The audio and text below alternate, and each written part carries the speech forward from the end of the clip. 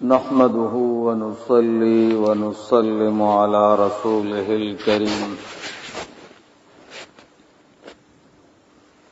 अम्मा बादु फ़अऊज़ु बिल्लाहि मिनश शैतानिर रजीम। बिस्मिल्लाहिर रहमानिर रहीम।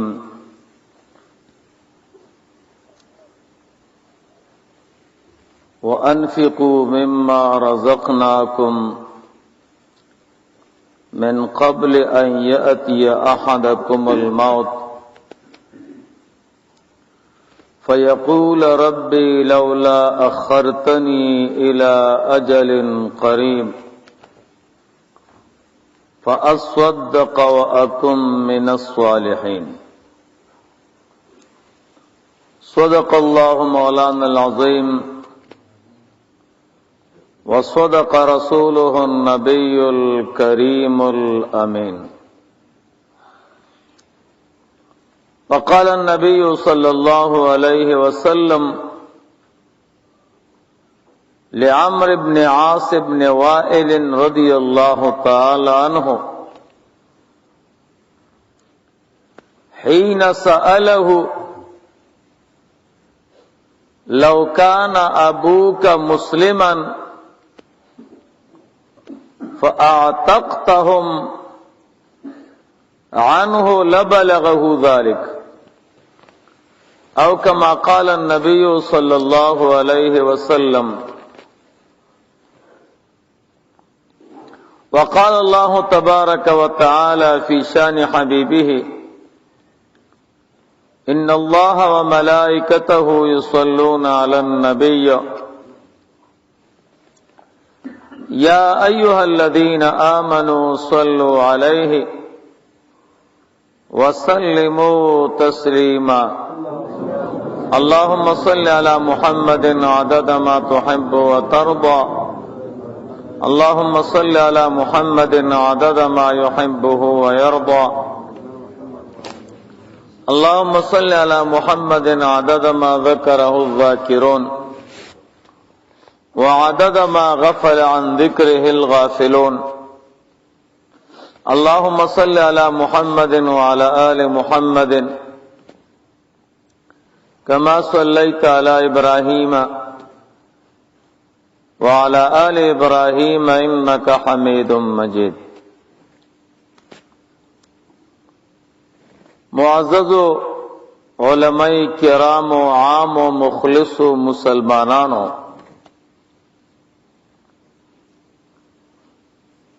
ज़मंग उस्तासो ददी मजलिस मकसद आगद ईसानी सवाब दे। दनन तकरीबन सलवी खुरज पेला ज़मंग उस्तासो ददी महल्ली यो मशर सैयद अफजल काका वफात शवे दे। अल्लाह पाक दे गरीक़ और रहमत की। अल्लाह जल्ल जलालुहु दे वर्ता प गुनाहुन बाने द आफी कलम राकागी। दागुई द ईसाल सवाब प मुनासबत राजमयो। सदका उसवा अगीबानी चे कम सवाब मुरतब दे अल्लाह पाक प सदकी मुसलमान त सवाब वरकई। बिया कारी से मोहतरम द कुरानी करीम तिलावत उक दाम द सवाब कारो। बिया जनाब साजिदुल्लाह साहब द नबी सलातो व सलाम सिफात बयान करो। मुंगा तासु ते नज़मन नसीहतों को दीवानिम सवाब मुरतब दे। यौसो खबरी द कुरान और द सुन्नत पर रना की जस्ता समख के कोम देबाने में यो सवाब मुरतब दे। بیا تاسو په دې جمعات کې ناس یې د غیبت نه بچ یې، د عام ګناهونو نه بچ یې، جمعات کې ناس ته هم د ثواب خبره ده، د غیبت نه ځان بچ کول هم د ثواب خبره ده. په دې ټولو سيزونو چې کم ثواب مرتب دی او الله پاک مسلمان ته ورکوي، دا ټول ثوابونه مونږ او تاسو دغه مرحوم ته بخو او بخلیم. د داسې مجالس ورونو مقصد دغه وي. او بیا د دې په ضمن کې زمونږ او تاسو دماغ او فکر د آخرت غم تراړول دي چې دغه ورځ او دغه سفر مونږ او تاسو ته متوجه دي. رونو حضرت آدم علیہ السلام چې الله پاک کله جوړو پیدا کوي، د کمی خټه نه چې حضرت آدم علیہ السلام الله پاک جوړو نو هغه خټه باندې سلوي خورز باران کړي. مفسرین علما وایي سلوي خورز په باران وکړه. هغه باران د سو یو کم سلوي خورز باران د خفګانو، یو رز باران د خوشالیو. خفګان باران سیواو او د خوشالی باران کمو. دغه وجه ده چې دنیا کې خفګان به ډیر وي او خوشالی کم ده. یو سړی به ګور یا به خاندي خوشاله وي، مونږ او تاسو په ګومان کوو چې دی به خوشاله وي، خو نه. خوشحالی خندا ته نه وایي، ښایسته جامو ته نه وایي، ښایسته ګاډي ته نه وایي، ښایسته کور ته نه وایي، ښایسته جیداد ته نه وایي. خوشحالی دا یو نعمت ته چې د مسلمان زړه کې دننه پروت دی. خندا یا جامې دا کله کله خلق د معاشري د وجه نه داسې کوي، خو د هر انسان په زړه کې یو داغ پروتي، هغې ته چې متوجه شي هغه تمام نعمتونه ته هیر شي. نو موږ او تاسو چې کومه زندګۍ کې اوسېږو دې کې رونو خفګان ډېر دی او خوشحالي کمه ده. موږ او تاسو دنیا کې خفه ډېر یو، خوشحاله کم یو. د هغې وجه دا ده چې دنیا کې خفګان ذاتي دی او خوشحالي به ته راولي. خوشحالی باندې بستا خرچه راځي، په خفګان دې خرچه نه لګي. دا دنیا کی خفګان ذاتن دی. کسو کوئی چیرا زما بچی دی داسې لوی شي چې خفه دي، زما د خفګان د پاره د سبب وګرځيږي. نورونو د دې مدرسه نشته، دی باندې فیس ناراضي، بس پل بچی عمدہ سے پریدی لو پران بیکار خلق بتی جوړ شي، یو روپۍ بده ونه لګيږي او دا بچی بستا د خفګان سبب شي. خفګان ذاتی دی. کتا سوای چې دا پیسې مې وګټلې او دا یې د خفګان سبب شي، نو دا صندوق نه غواړي، دا بټوه نه غواړي، دا ایسه نه غواړي، اسې کې د په یو تاخ کې څوک به نه پټي کې نو خفه بشي، څوک به درته اوښلې نو خفه بشي، څوک به درته اوس وځي نو خفه بشي. سوک بدر تا پی کرخی راکاگی خفا بشی ستا با پی 1 روپی خرچه رانشی او دغه پیسې چې د خوشحالۍ سبب او د خفګان سبب ته بلاړي. د قرنګیرونو کور شو یو سړی وی دی کور کې د زه خفه شم بس لیو مکوه خیال مساته 1 روپۍ خرچه به دې نه راځي سموده پس به دا کور را پروزي یا به وسسیږي ستا د خفګان سبب بشي. داسې ځمکه داسې هر څه دنیا کی خفگان ذاتی دے او خوشحالی دا با تب پیدا کے پاگی با خرچہ کے اگی تب ٹیم ورکے اگی تب فکر کے رونو دنیا کے با مسلمان خامخا خفائی خفگان با مسلمان دنیا کے خامخا کئی انگو تاسو ورطا ٹینشن وایو مسلمان با دنیا کے خامخا ٹینشن کی غم کے با پروتی فکر کے با پروتی ولی دا غم او دا فکر اسباب دنیا کی ڈیر دی نو غم بکو یو عالم نے چاہتا پوسو کوئی دا اللہ پاک ولی پی جنے ویاو وی سوک دے وی دا اللہ ولی اگا چاہتا وی چه والحزن رفیقہو غم داغه ملګری سمر اولیاء اکابر انبیاء صحابه چې تیر شوی دي نو هغوی ته دا لوړ مقامات په خفګان ملو دي. ګوره سمر چا ډیر مصائب تیر کړی دي او څوک ډیر خفه شوی دي هغوی ته خدای پاک دا لوی مرتبه ورکړي دي. نو خفګان به موږ او تاسو خامخا دنیا کې کوو بغیر د خفگان نہ گزارا نہ کیږي. خو خفگان دو قسم ده د خفگان متعلق دو سيزونه دي یو ته د دنیا امور وای یو ته د آخرت امور وای. سو کرونو د دې وجه نه خفه ده نوکری ملو نشوا بچی مې کان نشو جیداد ملو نشو ګټه ملو نشوا صحت میں خراب دے نو خفگان با انسان خامخا کئی ولی دا خفگان اسباب ډیر دی خود دنیا سره تعلق دے. دویم نمبر خفگان اغا دے چی دا غید اخیرت سره تعلق دے.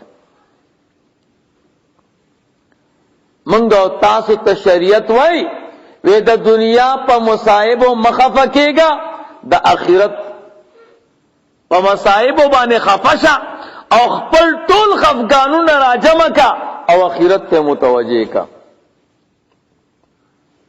د اخرت فکر کوا که دماغ راړې نو د اخرت په امورو که جانی د اخرت په امورو که تکلیف ځان ته ورکې د اخرت په امورو که مشکلات ورته د اخرت په امورو د دنیا بس جیل وی او د دنیا بس خفګان وی. کدی وجه نرونو که تاسو د مخکینیو اکابرو د علماء واقعات اولید هغوی ټول زندگی د اخرت د غم د پاره تیر کړي و.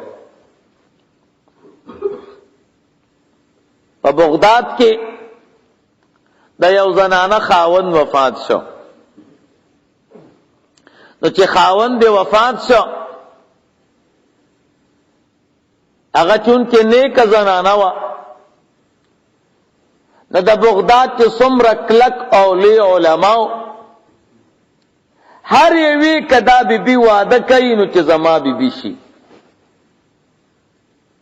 ځکه چې دا نیک بی وا او د لوی خلکو فکر د دیندارۍ سره یې ګوره د خایس سره د رنگ سره د مال سره د نسب سره نه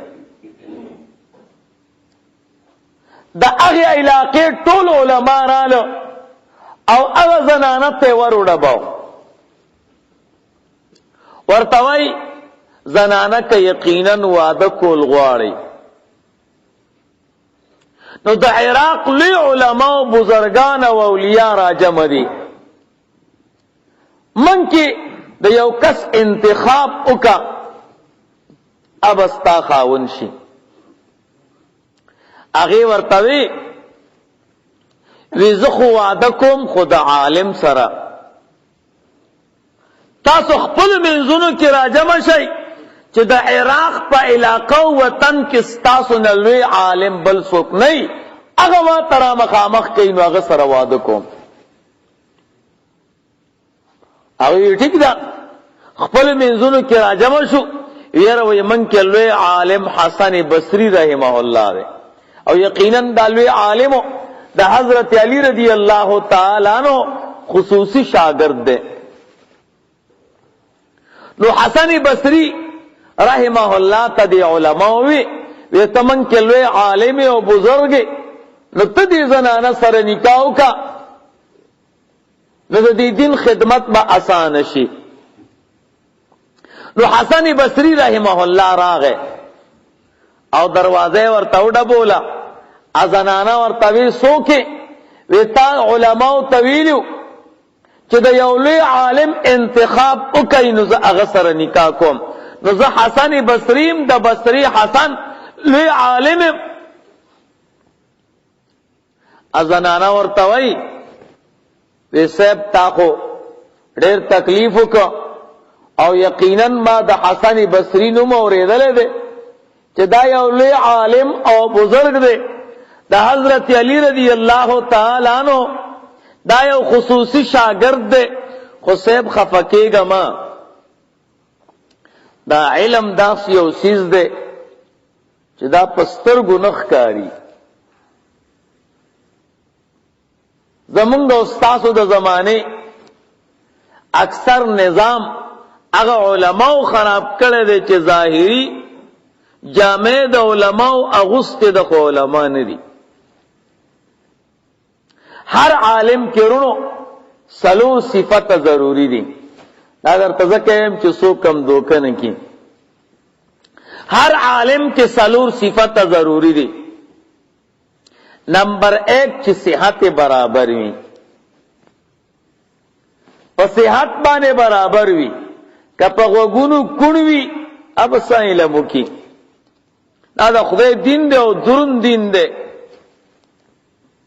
پسترګو چړون دی نه بس عالمي ما پسې وابي راغله او پستر ګړوندو ما ته مناظره کو په تقلید ما چې الله دې په کتا غټوله زندگی په تقلید کې تیر کړه موتیاز ولچې څوک بوزینو په تقلید دی بوزي لکه تا ته خود موتیاو زې معلوم نه ده کنه نابل درته وای دلته تشاو د سمات کا دلوی او د سمات زې درته نه معلوم هغه درته وای دلته مات کنو کاغه جمعات تم کینولې نو تا ته پته نه لګي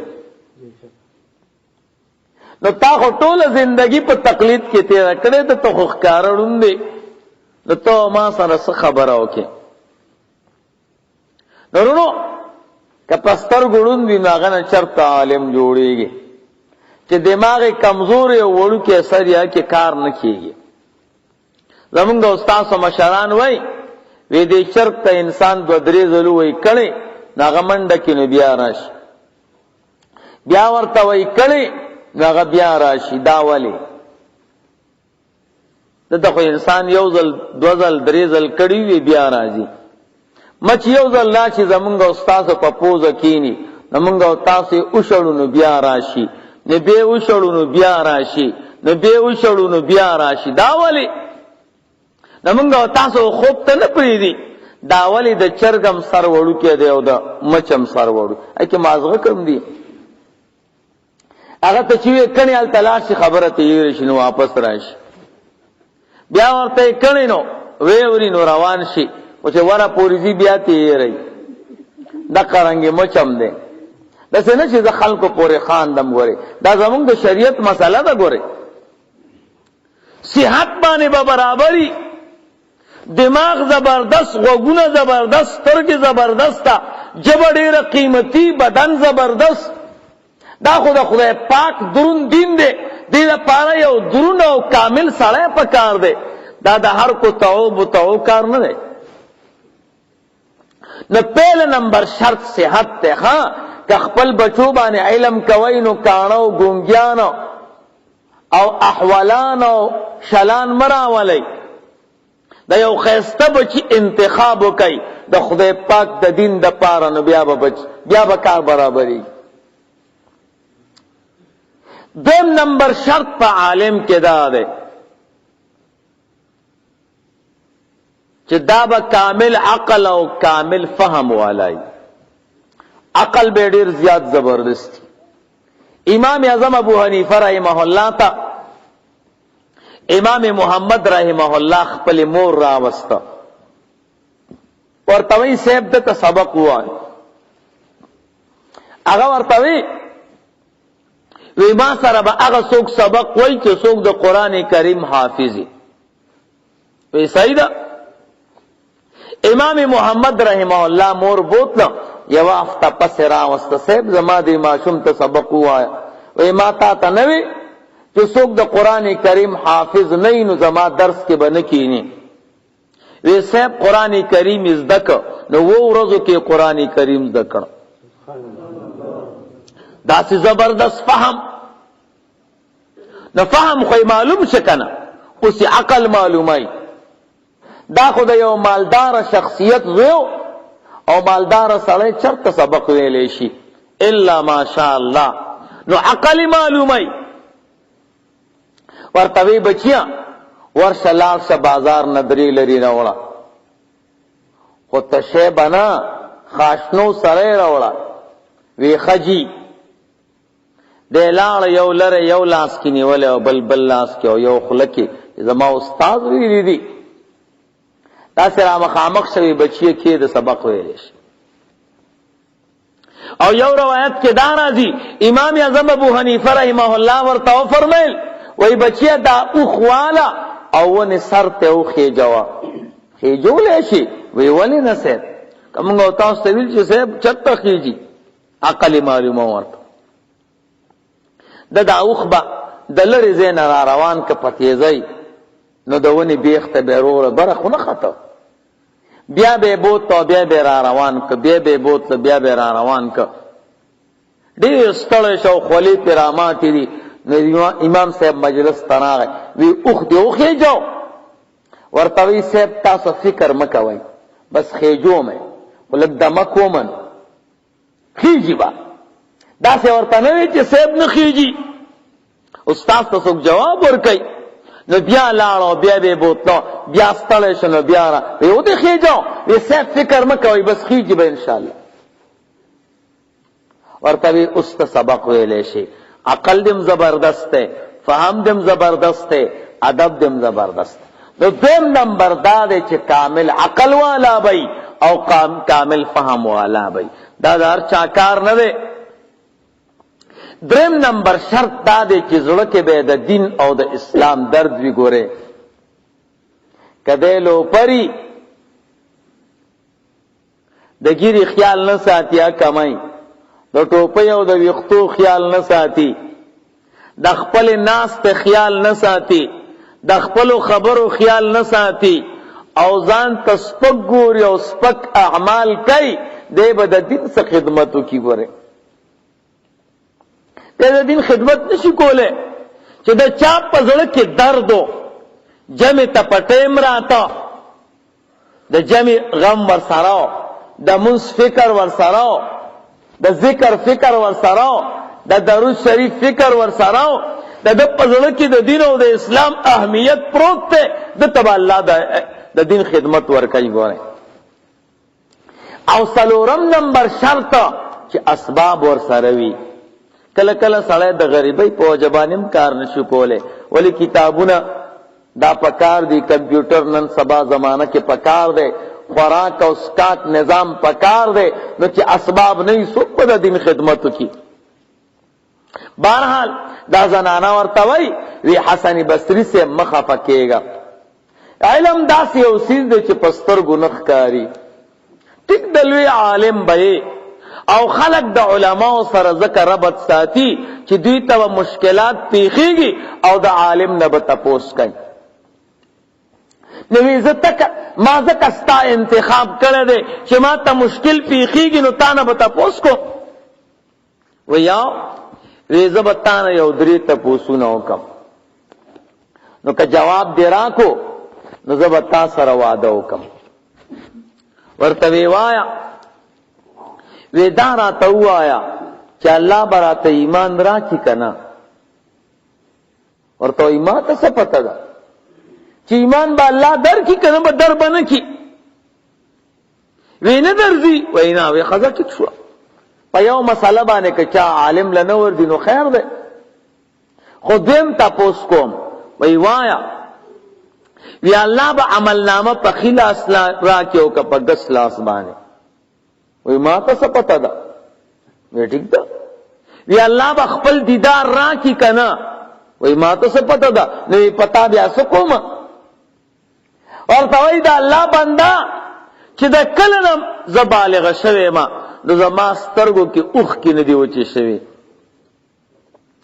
ټوله زندګۍ کې مې جړلي دي چې ای زما ربه ماله به ایمان راکې که نه عملنامه به په ښي لاس راکې که په ګس لاس باندې خپل دیدار به راکې که نه دا ټوله زندګي ما په دې کې تېره کړې ده چې دا نشي حل کولی نو زه واده نه کومه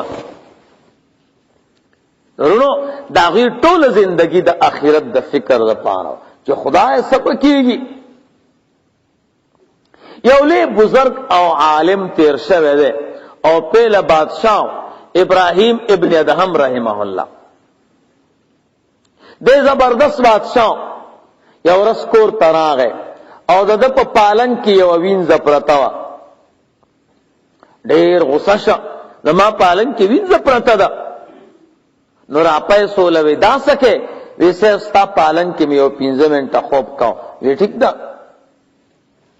نو چوکۍ راوړی 50 چوکۍ راوړی 50 واړه چوکۍ په دې وینځه ماتې کړې هغه وینځې وخندل او بیا یې وجړل بادشاہ ورته وایي پیله دې وخندل او بیا دې وجړل دا ولې ورته وایي صاحب ومې خندل ځکه چې دا مې د ډېرې مودې راسې ارمان دو چې بادشاہ دی قیمتی پالنګ کې به خوب څنګه کوم هغه ارمان مې الله پاک پوره کړ او ومې جړل ستا په حال چې دا دومره خطرناک پالنګ دی چې 15 منټه خوب باندې زه د 50 چکو قابله وګرځېدم دی غریب خو اوس یې ما چوه دی غریب خو ټول عمر په دې پالنګ کې پروت دی دی به د څومره وهلو قابل ګرځېدلی اخو لوی سړی و یاره وینځه او خبره قیمتي وه بدن کې انقلاب راغی ټوله بادشاهي پرېږده دی غریب به بیا په دې دریابونو په دې غاړه باندې ګرځېده په غاړه به ګرځېده یو مازدیګر کې الکان ناست یو ابراهیم ابن ادهم رحمه الله را روان دی او د سترګو نه اوښکې روانې دي دا ځوانان ورته وایي بادشاه صاحب دا تا څه حال ځان نه جوړ کړی دی دا ته څه کې موږ سره کښېنه ګپ ولګوه هغه ورته وایي د الله بندګانو زما د ټولې زندګۍ د جړا نچوړ او بادشاهي پرېښودل د هغې 4 خبرې دي یو خبره دا فکر را سره دی چې خدای کله د دنیا نظم نو زمونږ او ستاسو نبی فرمایلی دي زما امتی چې د دنیا نزي نو کمی ملائکی چې د کافر نه روح علی ام ولا راشي او کمی ملائکی چې د مسلمان نه روح علی ام ولا راشي یو عزت روح علم بل عزت روح علم دوی په جګړه شي الله پاک تلاړ شي نو الله پاک فیصله کوي د الله بندگانو زه حیران یم خدایا زما په حق له به د څه شي فیصله کوي ما ته خو پته نشته دویم د الله بندگانو زما جړه او بادشاہی پرېښودل د دې وجې نه دي نبی صلوات و سلام فرمای زما امتی چې کله په ورځ د قیامت پاسي نو مجرمان با د مؤمنانو په دې منځ کې دننه کېږي دوی به وایي چې د دې وجې نه به موږ الله پاک معاف کی الله به یو قهرینه आवाज وکي وامتازوا اليوم ايها المجرمون اے مجرمانو نن جدا شئ ما سره دا فکر دی زه به مجرمانو کې حسابېږم او که مؤمنانو کې. دریم نمبر رسول الله مبارک فرمای چې کله زما امتی د مور پر رحم کې برابر شي بیا ملائکی راضی په تندی ورتلی کې دا نیک بخت او دی او دا بدبخت دی. زه دې فکر کوم چې رب زما په دې تندی نیک بخت دی او که بدبخت دی. سلورم نمبر چاته به عمل نامه په خلاص ملاویږي او چاته په ګس لاس. زما سره دا فکر دی چې خدایا ما ته په کم لاس باندې ملاویږي. دې سلورو خبرو زه مصروف کړم د الله بندگانو کدا سلور خبري د دې پته راته ولګي زه به تاسو سره کېنم. هغوی د دې جواب خو موږ سره نشته. حضرت صدیق اکبر رضی اللہ تعالی عنہ جمعات کے ناس تو جڑلے چا ورتوی ولی جاڑے تو خدا اللہ دا نبی دویم خلیفہ دا غار سور یارے او عقائد و جہان فرمائلے دی کہ ما دا ہر صحابی دنیا کے بدل خلاص کرے دے واحد صدیق اکبر دے چې د بدل ما دنیا کې نه د اخلاص کړي. الله پاک را سره وعده کړی دا چې محبوب استاد طرف نه بده د بدل خلاصو. سبحان الله. صدیق یو لوی مقام لري. نو ته ولې جاړې ورته وایي قسم دې جړه په دې راځي دا الله نه دومره یریږم دا الله دا قهر نه دومره یریږم که الله پاک اعلانو کی چرطول خلق بجنت تزی او یو کس بدوزخ تزی زم کی دی شغزیما. خدا اللہ دا رحمت نا امید تم رکوما کہ اللہ پاکو فرمائل طول خلق بدوزخ تزی یو کس بجنت تزی کی دی شغزیما. نظامات جڑا دا دا آخرت دا پارا دا. عمر فاروق رضی اللہ تعالیٰ عنہ تا چا روٹائی کرے وا او پاغ روٹائی کے ورطا چیلے سور کرو. عمر صاحب کیلی تو کتو پا جاڑاش ویزخو نخورم ورطوی ولی وی ما تا دا اللہ پاک یو آیت یاد شو. اللہ فرمائی ثم لتسألن یوم اذن عن النعیم خام خوابتا سنا تپوس کولی شی پا دا غورز دا نعمتونو. عمر دم رلوی ساڑے نوے چی اللہ پاک تا دا دی نعمت جواب ورکی نا نخورم. نورونو دا ائمو دا علماء دا بزرگانو دا غوی طول زندگی کی جڑا پدے وچی خدای سبکیگی او دا دمر لوی فکر دے کہ عائشہ صدیقہ رضی اللہ تعالی عنہ نبی علیہ الصلوۃ والسلام تا فرمائی دا اللہ پیغمبرہ ستا پا امتیانو کے دا سے کشتی چی پا غزوہ بدر کی شریک نہیں او اللہ پاک دا بدر دا شہداء و اجر ورکائیں. حضور فرمیل آو زما کم امتی چی پشپا و رس کی شل کرتا مرگ یادئی نو اللہ ورطا دا شہداء و بدر اجر و ثواب دا منگا و تاسو چی گناہونا کاؤ نو دا منگا و تاسو تا مرگ و اللہ کا یادی برے اسے پخلے وایو و عملی طور بانے ذہنی طور بانے دلی طور بانے منگا و تاسو ضرورتا کزیگی نا منگوی دا مرسا او زبی غمش. نورونو زمنګ او تاسو د دې مجلس مقصد دا دی چې موږ او تاسو خپل فکر اخرت ته متوجي کو. نو د اخرت په افکارو کې یو فکر د ځان دی یو د هغه پلار دی چې دیری ته تللی دی. ګوره د هغه رور دی چې دیری ته تللی دی د هغه قریب دی چې دیری ته تللی دی د هغه رشتہ دار دی چې دیری ته تللی دی د هغه کلیوال دی چې دیری ته تللی د هغه گاونډي دی چې دیری ته تللی. رونو زمونږ استاد اسلام او دین وای چې ستارور گاونډي رشتہ دار مور او پلار دی ژوندي وي اوم به ورته دعا کوي خو چې کله وفات شي نو بیا به هم نه یری. فقها وای وی د زامنو په مور او پلار باندې دا مور او پلار په زامنو دا حق دی په زندګۍ کې چې د مور او پلار قدر او احترام وکړي. خو چې کله وفات شي نو دې په حق دی چې مور او پلار ته دعا کوي او داغه اقارب او رشتہ دارانو دوستانو سره به تعلق ساتي. زموږ استاد د دین او د اسلام حکم دی دا موږ او تاسو چې راجمع یو دي سلوختۍ کې دا د اسلام او د دین مسله ده. ګوره دا فکر بکې خدای زما پلار سره بس کې، زما مور وفات ته د سره بتا سکړي، زما رور وفات ته د سره بس کېږي، زما رشتہ دار وفات ته د سره بس کېږي، زما گاونډي وفات ته د سره بس کېږي. سو کم چرونو وفات شو داغه فکر به مونږ او تاسو کوو. منځونه کوي، دعاګانې کوي، صدقې کوي، درود شریف وای او داغه ثواب ور بخای. نو که الله ورته معافي نه کړي نو تاسو په دې ثوابونه به ورته معافي وکړي، او که معافي ورته کړي وي نو درجات به اوچت کړو. رسول الله مبارک فرمایي وای کم ژوندۍ مسلمانان چې د خپل مړو د پاره صدقات او دعاګانې او ذکرونه لیږي، نو دا د یو خیسته خوراک په شکل کې د سونے پتال کې حضرت جبريل علیہ السلام سره، او دا هر قبر والا تا جبريل علیہ السلام وروړي اور توي دا تاسو تخپلو زامنو خپلو رشتہ دارانو تحفه لګلې دا. حسن بصری رحمه الله فرمای ویزه د بصری پادری روانم یو ورځ، وی پادیره کې ناس تمړو ته دعا کوله، دی درمیان کې خوب را باندې راغی.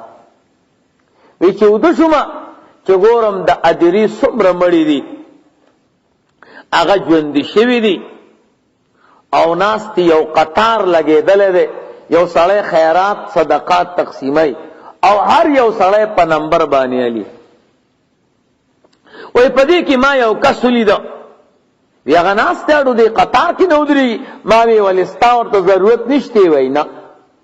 ما وی ولی وی زما یو زوی دی او د قرآن کریم حافظ دی،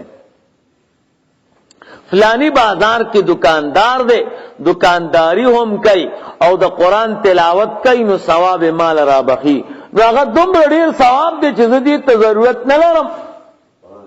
او دا څومره مړي چې د ادری والا په دې قطار کې ولاړ دي، دا هغه مسلمانان دي چې رشتہ داران نه لري. نو عام مسلمانان دعا کوي خدایا دا قید و جهان ټول امت وبخي. نو چې دا دعا کوي نو دا مشترک ثوابونه راځي، نو دی ورته په قطار ولاړ دي. حسن بصری رحمه الله فرمای چې کله د خوب نه را پاسېدم او هغه بازار تلاړم، یقینا هغه کې هغه دکاندار د قرآن کریم حافظ او لګیاو تلاوت وکاو. وای ما ورته پلار مې د خوب کې ولید او تا ډېر خوشاله دی. وی بیا سمو د پس بیا غ درې تلاړم التبیان باندې خوب تاریخ چومه کته هغه سرم قطار کې ولاړو. ما ورته ویلي وی زما غزوه وفات شوه ده، اوس هغه ثوابونه را پسې نه را رسیږي. نورونو د آیات ساتي چې د چا مور او پلار وفات شي، موږ الحمدلله موږ او تاسو کو نفل کو ذکر کو درود شریف وایو، د دې ثوابونه خپل مردگانو ته بخای. تاسو ته هم ثواب ملاويږي، هغه ته هم ملاويږي. ګوره او مور او پلار روح بدن نه خوشاله. زمون فقها او مساله کوي، ګوره موږ او تاسو چې اکثر مور او پلار ژوندۍ کنه نو دومره خیال نه ساتو. نن سبا دور داسې دی چې بچی د مور او پلار دومره خیال نه ساتي، د بیبي ساتي او د بچو ساتي او د پیسو ساتي، خو مور او پلار ته وای استا دماغ خراب دي کاکا جمعات تزان رسوا. او سالکان وای چې د شپېتو شي نو بیا د وشتو شي، یا وای د شپېتو شي نو عقل قوتو شي. خدا سينه درونو مشرانو یو خپل برکت ته چې د چاګیر سپینې، دا برکت بیا په کشرانو کې نه ملاويږي. نو اکثر ځوانانو ته چې مور او پلار ژوندۍ دومره د قدر نه خبر، خو چې کله وفات شي نو دې بیا ارمان کوي یا الله لوی نعمت لاړ. نو زمون فقها وای کم بچي چې د مور او پلار نه عاق وي، وګوره عاق دې ته نه وای ښا چې چاته مور او پلار وای چې بچي امان عاق، دا عاق لفظ ته ضرورت نشته. علماء وی عاق 3 حروف دی، عین دی او الف دی او قاف دی. دا هر یو حرف په خپل معنا دلالت کوي. عین معنا عیب ویل، چا د مور او پلار عیب وي دا عاق دی. یاره پلار د څنګه دی؟ پلار می خساړی نه دی، کنځلې کوي، سیګریټ څکي، نسوار اچوي او د طبیعت نه تریخ دی، بس دا بچې د مور او پلار نه عاق شو. عیب چې چا د مور او پلار وي بس ختم. 2 نمبر حرف الف دی، معنا ازارول، چې بچی داسې کار وکړه چې مور او پلار یې ازار کا او خفه کا، نو که مور او پلار ورته عاق لفظ نم وای نو عاق دی. 3 نمبر قاف دی، قاف معنا قهر کول، غصه کول، چې کم بچی په مور او پلار غصه وکړه بس دا عاق دی. ای ضرورت لفظ ته نشته.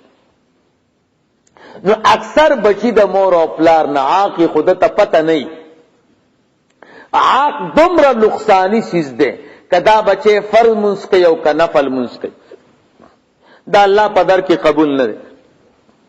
تر څو پورې چې د مور او پلار نه معافي نه وغوښتي. تاسو ښه خلک مور او پلار عیب هم نه بیانوئ، او مور او پلار داسې کار نه کوئ چې مور او پلار د نه خفه کېږي، او مور او پلار ته غصیم نه کوئ. خو دنیا کې خو شته که نشته؟ بار خلک خدا کار کوي که نه کوي؟ مور او پلار ته غصه کېږم او مور او پلار ازاریم او د مور او پلار عیب هم وای، نو داسې خلک دنیا کې شته. ورونو چې څومره ځوانان بهر داسې صفتونه پکې وي، نو دا ګورې عاق دي. ښه که دی منځونه کوي او تهجد کوي نو کار آمد نه دی. خو فقهاو د دین نه قربان وی چې کم بچې د مور او پلار نه عاق وي او پس ته عاق کېدلو نه دے د مور او پلار قبر ته ځي ولته دعا کوي، نو الله پاک به په ورځ د قیامت کې د عاق نه پاک پاسي وري. ځکه مور او پلار ډیر مشفق دي، نو ته چې د مور او پلار قبر ته ځي ولته دعاګانې کې او درود شریف وای او ذکرونه کې، دا خو اوري او ثواب ورته رسي. او ته ورته کاکاجي یا مورې ما ته دعا وکړه او ما ته خفه کړې، تا ته مې نقصان در رسولې، نو دعا وکړه. نو چې هغه دعا وکړي نو الله دې د عاق نه بچ کړي. ستاسو په دې کلي کې یو سړی و، نوم یې د لناره، مخکې چې دلته زه امام هم دلته م کور، نو ما ته یو کس راغی، هغه غریب هم سپینه ګیره وه، خو انسان عجز دی. ما ته وی ما کې یو کار دی، اوس یې نه وینم چې مړ دی او که ژوند دی. وی ما کې یو کار دی، وی سپین ګیره سړی مشر، او چې کم مجلس کې کینم نو خلق را پورې خاندي، مسخرې را پورې کوي. نو مجلس کې د دې وجه نه کېناستېدی نشم. نو ما ورته وی ته به د مور او پلار عاقې که نه؟ مور او پلار چې چاته دعا کوي نو هغه د خلکو د خندا کېږي نه. ګورې ما ته وی یو کار خو مې کړم، وی پلار مې وختي وفات شو او مور مې ژوندی وه. وی مور براتوی چې بچیه دا کرکټ او دې سیزونو نه نه جوړیږي، بیکارو خلکو سره مه ګرځېږه. وی ما ورته وی نه. وی ورځې تنور اچولې او روټۍ پخوله او ما ته ډېرې سختې خبرې وکړې. وی زه غوسه شوم او مور مې تنور کې واچول. وی بیا خو مې زر راویست او خلک را سره شو. وی د مور مې هغه ټولې غوښې او دا ټول ویښته یې سوځېدلي وو، نو د سر ویښته ختم شو. وی چې شیشه کې وکته، وی راته وی بچې زه خو د خلکو د خندا کړم، الله پاک دې د خلکو د خندا کړ. ما ورته وی کار دې ځان له وکته کړه چې مور او پلار د تخیره وکړو، نو بیا پاتې پکې څه دي؟ نو یې اوس څه وکړم؟ مې د هغه مور قبر ته ځه او دعاګانې کوه، تلاوتونه کوه او معافي ترې غواړه، نو دا عذاب به درنه لرې شي. کنې دا خو د دنیا عذاب دی، د آخرت عذاب ته به ګورې. نو الله پاک دې مونږ او تاسو ټول د داسې عذابونو نه بچ کړي. حسن بصری رحمه الله ځکه وایي، وی زه یو ورځ ادیرې ته لاړم د بصرې او تلاوت او منځونه مې وکړه او خوب را باندې غالب شو. اوده شومه، په خوب کې ګورم. بعض علما وایي حسن بصري صاحب دا په ویښه په کشف لیدلی وی د یو قبر نه आवाज راخیږي د سپي. وای ما وی دا څوک دی؟ وی تاسو مې وکړه د قبر خاون څوک دی؟ وی یو کور راته چاو خو چې دا د فلانې زنانه زوی دی. وای ما ورته وی ترور استاد دی زوی د قبر نه د سپي आवाज راخیږي، کله د خر आवाज راخیږي. دا څه وجه ده؟ وی ورځ ما دی بچی ته وی چې بچی بیکار خلکو سره مگر دیګا، خپل تک تا خپل زندگی ته فکر وکا، راتوي دا څه د سپو غوندي غپیږي او د خرو غوندي आवाजونه کې. وی هغه عذاب په الله مسلط کړي. ورونو د آیات ساتي الله دې زمونږ استاد په زړونو کې د مور او پلار قدر او احترام واچي. خو کله چا مور او پلار وفات دي او ارچا ته پته د چې مان مور او پلار خوشاله دي او که خفه دي، نو بیا د مور او پلار قبر ته ځي، که خوشاله او که خفه او دعاګانې کوي، ذکرونه کوي، صدقات کوي. ورمږ او تاسو کور تاسو هم ترکاری وروړو کنه وروړو نو چې ترکاری کور ته راوړي نو داسې یا الله د دې ترکاری ثواب ما مور او پلار ته بخله اخرى خپل بچو اخرى وړي راوړي خشاک راوړي خپل کور ته موږ او تاسو هم داسې زونه راوړو. خو پدې چې دې کې صحیح نیتو کې د صدقې نو پدې ثواب مرتب دی. هغه ثواب مور او پلار ته بخا تا ته هم ثواب ملاويږي او ستا مور او پلار ته هم ملاويږي. اسانه کار دی. مپخو دی ګونو میخه مال علاوه کنه اسانه خبره ده. موږ خو موږ او تاسو الحمدلله اسم کو، ماشومان ته جامع کو، خپل بیبيانو ته جامع کو، د کور نظام چلو، د ټولو باندې صدقه مرتبه ده ګوره او د ثواب خبرې دی پکې. کور خو موږ او تاسو اسم جوړو، خدا نیت پکې وکړه چې خدایا دا کوټه زکه جوړوم چې په دې کې به موږ کوم، خدای دې باندې کم ثواب مرتب کړي زما مور او پلار توبه. اسانه خبره ده. ګړې خو موږ او تاسو هم ځان لالو، خدای دا د موږ د پار عالم او دې باندې چې کم ثواب راکې نو دا زما مور او پلار توبه. نو صدقه چون کې خیسته عمل له د دنیا او د آخرت د بلیات او د آفات سبب ده. نو دې کې شریعت توسع راوسته ده. نو حضور وای که پیسې د سره بالکل نه نو ان من الصدقه ان تلقى اخاك بوجه طلق، دام صدقه د چې ورور مسلمان سره په پراخ تندې ملوش سبحان الله په خیر لرور په خندا شورتا او بیا وای چې ای زما ربا زدي استاد بنده سره په پاک تندې باندې ملوشم یا ملاويګم، خدای استاد رضا ده پاره دی باندې مال چې کم ثواب راکې دا زما مور او پلار ته ورسو. نو زمون شریعت څومره خیسته شریعت ته او هر طرف نه ثوابونه دي او الله پاک چې دی مونږ او تاسو ته د هر طرف نه نعمتونه مقرر کړی دي. نو الله پاک دې دا متوفا وبخي. الله دې زمونږ او تاسو فکرونه زمونږ او تاسو دماغ دا دین طرف ته متوجي کی. الله دې د قبر د جنت د باغچونه باغچاو ګرځي. الله دې د دې مجلس ته خاطره دا ټول علاقه په دین او په اسلام باندې خوشاله کی. واخر دعوانا الحمدلله رب العالمین.